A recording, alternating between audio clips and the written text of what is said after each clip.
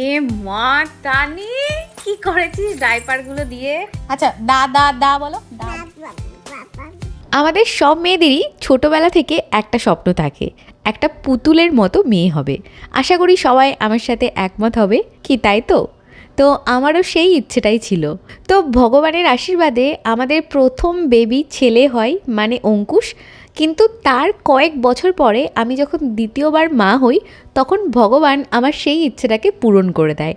আর দ্বিতীয় বেবি হিসেবে আমরা পাই আমাদের জীবনে তানিকে, যে আজকে শুধুমাত্র আমাদেরই চোখের মণি নয়, তার সাথে সাথে তোমাদের হাজার হাজার মানুষের ভালোবাসার পাত্রী হয়ে উঠেছে। এই যে নিজে হাতে তানিকে রোজ স্নান করানো, স্নানের সময় ওর দুষ্টুমি, পাকা পাকা ভাবসাব, জল দেখে অবাক হয়ে তানি তাকিয়ে থাকা, চোখে মুখে জল গেলে ভয়ে জোরে জোরে শ্বাস নেওয়া, হাত পা জলের মধ্যে ঝাপাঝাপি, আর তারপর স্নানের পর টাওয়ালের মধ্যে থেকে ভেজা বিড়াল ছাড়ার মতো তানি তাকিয়ে থাকা, আর স্নানের পর ওর গায়ের মিষ্টি গন্ধ, এই সবের অনুভূতি যেন আমার আত্মাকে ছুঁয়ে যায়।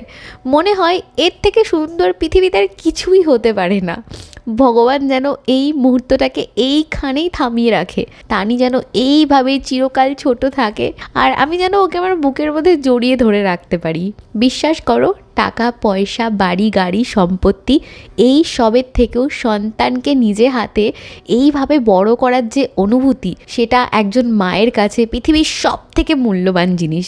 মেয়ে হলে দুই পাশে ঝুঁটি বাঁধা, রং বেরঙের জামা কাপড় পরানোর আমার যে স্বপ্নটা ছিল, সেটা শেষমেশ পূরণ হলো।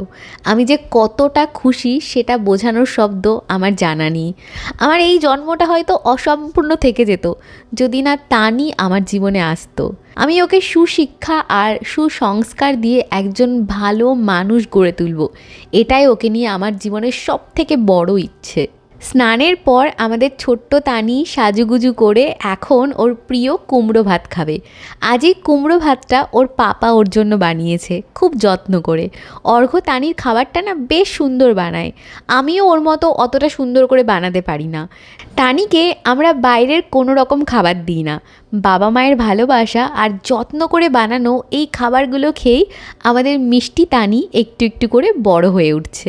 তো যথারীতি প্রতিটা দিনের মতো তানিকে স্নান করিয়ে, সাজিয়ে গুজিয়ে, খাইয়ে দুই ভাই বোনকে পাপার কাছে রেখে এবার আমি চললাম আমার কাজে।